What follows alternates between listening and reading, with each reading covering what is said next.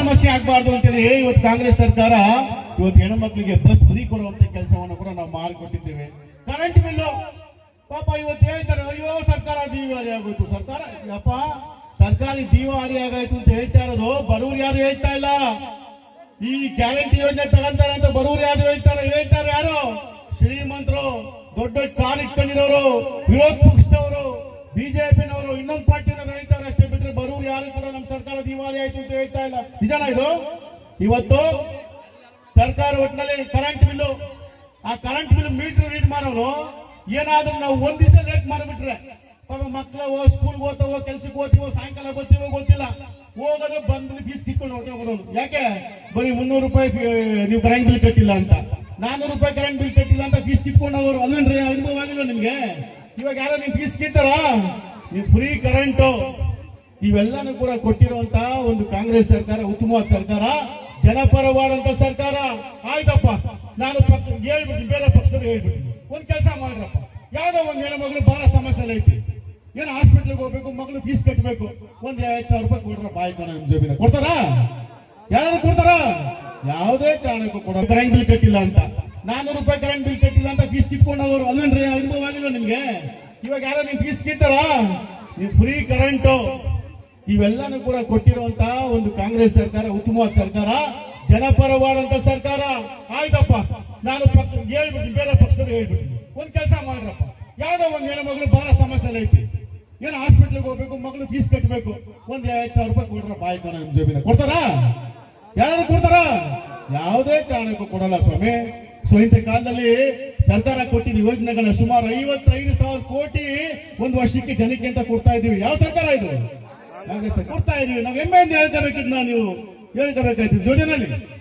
ಇವತ್ತು ನಾನು ಪ್ರಾರ್ಥನೆ ಮಾಡೋದು, ವಿ ಸೋಮಣ್ಣ ಅವ್ರನ್ನ ಈ ಜಿಲ್ಲೆಯಲ್ಲಿ ಮುದ್ದಮ್ಮೇಗೌಡರನ್ನ ಸೋಲಿಸಿ ಸೋಮಣ್ಣ ಅವರು ಎಲ್ಲ ಒಂದ್ ಕಡೆ ಉತ್ತಮವಾಗಿ ಕೆಲಸ ಮಾಡ್ತಾರೆ ಅನ್ನುವಂತ ಉದ್ದೇಶ ಇಟ್ಕೊಂಡು ಅವ್ರಿಗೆ ಇವತ್ತು ನೀವೆಲ್ಲ ಕಳಿಸ್ಕೊಳ್ತೀರಿ ಪುಣ್ಯಾತ್ಮರು. ಆಯ್ತಿರ್ಲಿ, ಸೋಲು ಗೆಲುವು ಸಹಜ.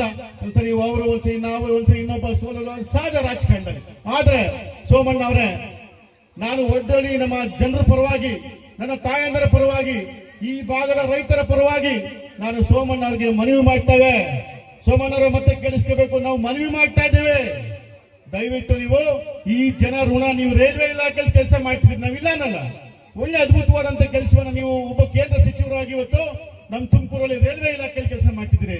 ನಿಮ್ಮನ್ನೇ ನಂಬ್ಕೊಂಡು ಸೋಮಣ್ಣ ಅವ್ರು ಗೆದ್ರೆ ಎಲ್ಲ ಒಂದ್ ಕಡೆ ನಮ್ಮ ಜೀವನಕ್ಕೆ ದಾರಿ ಆಗ್ತಾರೆ ಅಂತ ನಂಬಿಕೆ ಐತಿ. ಇವತ್ತೇನು ನಮ್ಮ ಜಿಲ್ಲೆಯಲ್ಲಿ ಓಟ್ ಕೊಟ್ಟವರು, ನಾನು ನಿಮಗೆ ಮನವಿ ಮಾಡ್ತೀನಿ ಸೋಮಣ್ಣ ಅವರೇ, ಇವತ್ತೇನು ನಂದಿಹೇಳಿ ಮೇಲೆ ಇವತ್ತು ಕೌತ್ಮನಹಳ್ಳಿ, ಬೈಲ್ಸಂದ್ರ, ಗೂಡೂರಿ, ಒಡ್ರಳ್ಳಿ ಮೇಲೆ ಚಿಕ್ಕಸಾರಂಗಿ, ದೊಡ್ಡಸಾರಂಗಿ, ಆ ತರ ಮಲ್ಸಂದ್ರ, ಹೊಸನಸಾಪುರಕ್ಕೆ ಇವತ್ತೇನು ಒಂದು ಪೆರಿಫೆರಲ್ ರಿಂಗ್ ರಸ್ತೆ ಮಾಡಬೇಕು, ರಿಂಗ್ ರಸ್ತೆ ಮಾಡಬೇಕು ಅಂತ ಇವತ್ತೇನು ನೀವು ಹೊರಟಿದ್ದೀರೋ ದಯವಿಟ್ಟು ನಿಲ್ಲಿಸಿ. ಯಾಕೆ ನಿಲ್ಲಿಸಬೇಕು ಅಂದ್ರೆ ಸುಮಾರು ಇವತ್ತು 740 ರೈತ ಕುಟುಂಬಗಳು ಇವತ್ತು ಬೀದಿಗೆ ಬರ್ತವೆ. ಸೋಮಣ್ಣ ಅವರೇ, ನಿಮ್ಗೆ ಓಟ್ ಹಾಕಿದ್ದು ರೈತರನ್ನು ಉಳಿಸಿ ಅಂತ ಹೇಳಿ ಬಿಟ್ರೆ ಯಾವುದೇ ಕಾರಣಕ್ಕೂ 740 ಕುಟುಂಬಗಳನ್ನ ಬೀದಿಗೆ ತಂದು ವಿಷ ಕುಡಿದು ಆತ್ಮಹತ್ಯೆ ಮಾತುಕೊಳ್ಳೋ ಮಟ್ಟಿಗೆ ದಯವಿಟ್ಟು ಅದಕ್ಕೆ ಪ್ರಯತ್ನ ಪಡೋದು ಬೇಡ ಸೋಮಣ್ಣ ಅವರೇ. ನಿಮ್ ಮನವಿ ಮಾಡ್ತೇನೆ, ದಯವಿಟ್ಟು ನಮ್ಮೆಲ್ಲರೂ ಈ ಕಡೆ ಭಾಗದ ಎಲ್ಲ ಎಲ್ಲರ ಪರವಾಗಿ ಸುಮಾರು ನನಗಿರೋ ಮಾಹಿತಿ ಪ್ರಕಾರ 630 ಎಕರೆ ಜಮೀನು ಹೋಗ್ತದೆ. ಇವತ್ತು 630 ಎಕರೆ ಜಮೀನು ಕಾನೂನು ಪ್ರಕಾರ ಏನಿರೋದು ಒಣಭೂಮಿ ತಗೋಬೇಕು ಅಂತ ಹೇಳಿ, ರೈತರ ಭೂಮಿ ಮಾತ್ರ ರಸ್ತೆಗೆ ತಗೋಬೇಕು ಅಂತ ಕಾನೂನು ಐತೆ. ಆದ್ರೆ ಇವೆಲ್ಲನೂ ಕೂಡ ಗಾಳಿ ತೂರಿ ನೀವು ಮಾಡುವಂತದ್ದೇನಿವತ್ತು ಅಗ್ರಿಕಲ್ಚರ್, ಕೃಷಿ ಮಾಡುವಂತ ಒಳ್ಳೊಳ್ಳೆ ಎಲೆ, ಒಳ್ಳೊಳ್ಳೆ ಅಡಿಕೆ ಗಿಡ, ಒಳ್ಳೊಳ್ಳೆ ಬಾಳೆ, ತೆಂಗು, ಒಳ್ಳೊಳ್ಳೆ ರೈತ ಕೂಲಿ ಮಾಡೋ ಬೆವರು ಸುಸೋ ಒಂದ್ ಮನೆ ಕಟ್ಟಿದ್ರೆ ಮನೆ, ಇವೆಲ್ಲ ಸಮೇತ ನೀವು ಡೆಮಾಲಿಷ್ ಮಾಡಿ ಇವತ್ತು ರಸ್ತೆ ಮಾಡಲೇಬೇಕು ಅಂತ ಹೊತ್ತಿದಿರಲ್ಲ. ಕಾರಣ ಏನು? ಯಾಕೆ ಇದು ರಿಯಲ್ ಎಸ್ಟೇಟ್ ಮಾಫಿಯಾನ? ಇವತ್ತು ಸುಮಾರು ಕೇವಲ 4-5 ಜನ ರಿಯಲ್ ಎಸ್ಟೇಟ್ ಮಾಡಬೇಕು ಅನ್ನೋ ಉದ್ದೇಶ ಇಟ್ಕೊಂಡು ಈ ಭಾಗದಲ್ಲಿ ಮೆಡಿಕಲ್ ಕಾಲೇಜ್ ಮಾಡ್ಕೋಬೇಕು ಅಂತ ಒಬ್ಬ, ಇಂಜಿನಿಯರಿಂಗ್ ಕಾಲೇಜ್ ಮಾಡಬೇಕು ಅಂತ ಒಬ್ಬ, ಅವರವರ ಜೀವನ ಸಾಗಿಸಕ್ಕೆ ಒಂದು 8 ಜನ ರಿಯಲ್ ಎಸ್ಟೇಟ್ ಮಾಫಿಯಾಗಳನ್ನ ಬೆಳೆಸಕ್ಕೋಸ್ಕರ ನಾವು ನಮ್ಮ 740 ರೈತರನ್ನು ಯಾವುದೇ ಕಾರಣಕ್ಕೂ ಬಲಿಪಶು ಮಾಡುವಂತ ಕೆಲಸವನ್ನ ಸೋಮಣ್ಣ ಅವರೇ, ನಮ್ಮ ಒಟ್ಟಲ್ಲಿ ಜನತೆ ರೈತರ ಪರವಾಗಿ ನಿಮ್ಮ ಕಾಲು ನಮಸ್ಕಾರ ಮಾಡ್ಕೊಳ್ತೀನಿ. ಅವಕಾಶ ಮಾಡಿಕೊಡ್ಬೇಡಿ, ದಯವಿಟ್ಟು ಇದನ್ನ. ನಾವು ನೀವು ನಿಮ್ ಬಗ್ಗೆ ಬಹಳ ಗೌರವ ಇದೆ, ನಮ್ ತಮ್ಮದೇ ಸಾಮಾನ್ಯದಿನ ನೀವು. ನಾನು ಶಾಸಕರಿಗೆ ಮನವಿ ಮಾಡೋದಷ್ಟೇ, ಸುರೇಶ್ ಗೌಡ ನನ್ನ ಸ್ನೇಹಿತನೇ. ರಾಜಕಾರಣ ಹೊರತುಪಡಿಸಿದ್ರೆ ನಾವೆಲ್ಲ ಹೋದ ಅಂಟಂದಿರೋ ಸ್ನೇಹಿತರೆ, ಇಲ್ಲ ಅನ್ನಲ್ಲ. ಆದ್ರೆ ನಾನು ಕೂಡ ಈ ಕ್ಷೇತ್ರದ ನನ್ನ ಸ್ನೇಹಿತ ಶಾಸಕನಿಗೆಲ್ಲದಿತ್ತೆ, ದಯವಿಟ್ಟು ಶಾಸಕರೇ, ನಾನು ನಿಮಗೂ ಕೂಡ ಮನವಿ ಮಾಡ್ತೀನಿ, ಈ ಹೋರಾಟದಲ್ಲಿ ಯಾಕೆ ಪಾಲ್ಗೊಳ್ತಾ ಇಲ್ಲ? ನೀವ್ ಯಾಕೆ ಸೈಲೆಂಟ್ ಇದ್ದೀರಾ?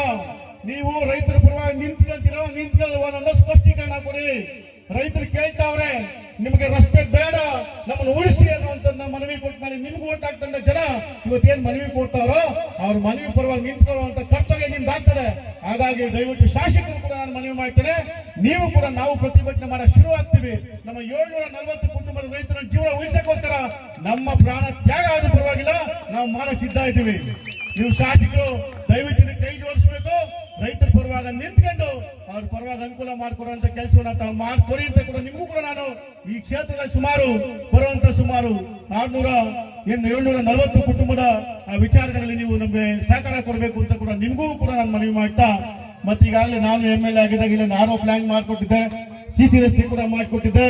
ಈಗ ನಮ್ಮ ಹುಡುಗರು ಬಂದವ್ರಿ ಏನೋ ಶನಿಮಾತ್ಮನ ದೇವಸ್ಥಾನ ಕಟ್ತಾರೆ ಅಂತೇಳಿ, ಅಲ್ಲಪ್ಪ ಶನಿಮಾತ್ಮನ ದೇವಸ್ಥಾನ ಕಟ್ಟಬೇಕು ಅನ್ನೋದು ಬಹಳ ದಿವಸದಿಂದ ಹೇಳಿದೆ ನಾನು. ಅಪ್ಪ ನಾನು ಬಂದಿ ಇನ್ಕೊಂಡು ಬಿಡ್ರು, ನಾನು ಕಟ್ಸ್ಕೊಡ್ತೀನಿ ಅಂತ. ಪುಣ್ಯಾತ್ಮರು ಯಾರೋ ಬಂದ್ರು ಬೇರೆಯವರು, ಅವ್ರು ಮಾಡೋಣ, ನಾವೇ ಮಾಡ್ಬಿಡ್ತೀವಪ್ಪ, ನಮ್ ಚುನಾವಣೆ ಓಟ್ ಹಾಕ್ಬಿಡಿ ಗೆಲ್ಸ್ಬಿಡಿ ಮಾಡ್ಬಿಡ್ತೀವಿ ಅಂತ ಅಂದ್ರು. ಪುಣ್ಯಾತ್ಮರು ಗೆದ್ದೋದ್ರು ಕೈಗೆ ಸಿಕ್ಕಿಲ್ಲ, ದೇವಸ್ಥಾನ ಹಂಗೆ ಐತೆ ಅಲ್ವೇನ್ರಿ? ಆಯ್ತಾ? ನೀವು ದೇವಸ್ಥಾನ ಕಟ್ಸ್ಕೊಳಕ್ ಆಗಿಲ್ಲ, ಕೊನೆಗೆ ದೇವಸ್ಥಾನ ಕಟ್ಸೋದು ಯಾರ್ರಿ? ಗೌರಿಶಂಕರ ಕಟ್ಟಬೇಕಲ್ಲಪ್ಪ. ಶನಿಮಾತ್ಮ, ಮಾರಮ್ಮ, ಆಂಜನೇಯ, ವೆಂಕಟೇಶ್ವರ ಸ್ವಾಮಿ ಎಲ್ಲ ದೇವಸ್ಥಾನ ಯಾರು ಕಟ್ಟಬೇಕು? ಗೌರಿಶಂಕರ ಕಟ್ಬೇಕು. ನಾನು ಹೇಳಿ ಕಳಿಸ್ತೀವಿ ಹುಡುಗರಿಗೆ, ಯಾರಿಗೆ ಕಟ್ಟಲ್ಲ ಬಿಡ್ರಪ್ಪ, ತಲೆ ಕೆಸ್ಕೊಬಿಡಿ. ಆ ದೇವಸ್ಥಾನ ಅತಿ ಶೀಘ್ರವಾಗಿ ನಮ್ಮ ಹುಡುಗನ್ ಕಳ್ಸಿಕೊಟ್ಟಿದ್ದೆ, ಒಂದು ಎಸ್ಟಿಮೇಷನ್ ಮಾಡಿಸಿದ್ದೀವಿ. ಇನ್ನೊಂದು 15-20 ದಿವಸದಲ್ಲಿ ಆ ದೇವಸ್ಥಾನ ಕಟ್ಟ ಶುರು ಮಾಡಿ ಹುಡುಕೆ ಫಸ್ಟ್ ಏನು ಗರ್ಭಗುಡಿ ಇದೆಯಲ್ಲ, ಗರ್ಭಗುಡಿ ಮುಗಿಸ್ಕೊಬಿಡಿ. ಮುಗಿಸ್ಕೊಡಿ, ಒಂದ್ ನಿಮಿಷ ಮಾತಾಡ್ತೀನಿ. ಗರ್ಭಗುಡಿ ಅದು ಮಾತಾಡ್ತೀನಿ. ಗರ್ಭಗುಡಿ ಮೊದಲು ಮುಗಿಸ್ಕೊಬಿಡಿ ನೀವು. ಗರ್ಭಗುಡಿ ಮುಗಿದ ಆದ್ಮೇಲೆ ಆಮೇಲೆ ಬೇಕಾದ್ರೆ ಶುಕ್ರವಾರ ಪೂಜೆ ಪುರಸ್ಕಾರ ಮಾಡ್ಕೊಳಕ್ಕೆ ಜನ ಹೋಗಿ ಬರಕ್ಕೆ ಅವಕಾಶ ಮಾಡ್ಕೊಡಿ. ತದನಂತರ ಬೇಕಾದ್ರೆ ಆ ಕಡೆ ಕಾಂಪೌಂಡ್ ಹಾಕಿ ಶೀತ ಹಾಕಕ್ಕೆ ಮುಂದೆ ಮಾತಾಡೋಣ. ಗರ್ಭಗುಡಿ ಮೊದಲು ರೆಡಿ ಮಾಡಿಸ್ಕೊಡ್ತೀನಿ ಪೂಜೆ ಮಾಡಕ್ಕೆ ಅಂತೇಳಿ. ಆಮೇಲೆ ಅದೇನೋ ಯಜಮಾನ್ರು ಒಂದ್ ನಿಮಿಷ ಕೇಳಿಸ್ಕೊಡ್ರಿ, ಒಂದ್ ನಿಮಿಷ ಇರ್ರಿ. ಯಜಮಾನ್ರೆ, ಈಗ ಪಾಳಯಕಮ್ಮನ ದೇವಸ್ಥಾನ ವಿಚಾರವಾಗಿ ನೀವು ಹೇಳಿದ್ಯಾ, ಒಂದ್ ಕೆಲಸ ಮಾಡಿ, ಆ ದೇವಸ್ಥಾನ ವಿಚಾರವೂ ಕೂಡ ನೀವು ದಯವಿಟ್ಟು ಊರವ್ರು ಬಂದು ನಾನು ಭೇಟಿ ಮಾಡಿ. ನೀವು ಶನಿಮಾತ್ಮನ ದೇವಸ್ಥಾನ ವಿಚಾರವಾಗಿ ಮಾತಾಡಿದ್ರೆ ಬಂದು ಹೇಳಿದೀನಿ, ಮುಗಿಸ್ಕೊಡ್ತೀವಿ ಅಂತ. ಯಜಮಾನರು ಪಾಳಯಕಮ್ಮನ ದೇವಸ್ಥಾನದ ಬಗ್ಗೆ ಚರ್ಚೆ ಮಾಡ್ತಾರೆ. ದಯವಿಟ್ಟು ನೀವು ಕೂಡ ಊರವರು ಇನ್ನೊಂದು 8 ದಿವಸ ಬಿಟ್ಟು ಬಂದು ಭೇಟಿ ಮಾಡಿ. ಆ ದೇವಸ್ಥಾನ ವಿಚಾರ ನಾನು ಕೂಡ ಸಹಾಯ ಮಾಡಕ್ಕೆ ಸಿದ್ಧ ಇದ್ದೀನಿ. ಹಾಗಾಗಿ ತಾವೆಲ್ಲರೂ ಕೂಡ ರೈತರ ಪರ ಹೋರಾಟ ಬಂದಂತ ಸಂದರ್ಭ ನೀವೆಲ್ಲರೂ ಕೈ ಜೋಡಿಸ್ಬೇಕು. ಗ್ರಾಮ ಪಂಚಾಯತಿ ಚುನಾವಣೆ ಬರ್ತಾ ಐತೆ. ವಡ್ರಲ್ಲಿ ಯಾವುದೇ ಕಾರಣಕ್ಕೂ 3 ಅಲ್ವಾ, 3 ನಮ್ಮ ಪಕ್ಷದ ಬೆಂಬಲಿತ ಅಭ್ಯರ್ಥಿ ನೀವು ಗೆಲ್ಲಬೇಕು. ಅದಕ್ಕೆ ಎಲ್ಲಾ ತರ ಸಹಕಾರ ಕೊಡ್ತೀವಿ. ನಿಮ್ ಜೊತೆ ಕಾಂಗ್ರೆಸ್ ಸರ್ಕಾರ ಐತೆ, ನಾನಿದ್ದೇನೆ, ಎಲ್ಲಾ ತರ ಶಕ್ತಿ ನಾನು ತುಂಬ್ತೇನೆ. 3 ಗೆಲ್ಲಕ್ಕೆ ಇವತ್ತಿನ ಸಂಘಟನೆ ಮಾಡ್ಕೊಂಡು ಜನರ ಪರವಾಗಿ ಕೆಲಸ ಮಾಡಿ ಅಂತ ನಿಮ್ಗೆಲ್ರು ಹೇಳ್ತಾ ಇಲ್ಲಿ ಕರ್ಸಿ ಮಾತನಾಡಕ್ಕೆ ಅವಕಾಶ ಕೊಟ್ಟಂತ ತಾಯಂದರು, ಹಿರಿಯರು, ನಿಮ್ಮೆಲ್ಲರಿಗೂ ಪಾದಗಳಿಗೆ ನಮಸ್ಕಾರ ಮಾಡಿ ನಾನು ಮಾತು ಮುಗಿಸ್ತೇನೆ. ಜೈ ಹಿಂದ್. ಧನ್ಯವಾದಗಳು. ನಿಮ್ಮೆಲ್ಲರನ್ನು ಕುರಿತು ಈ ಗ್ರಾಮದ ಅಭಿವೃದ್ಧಿ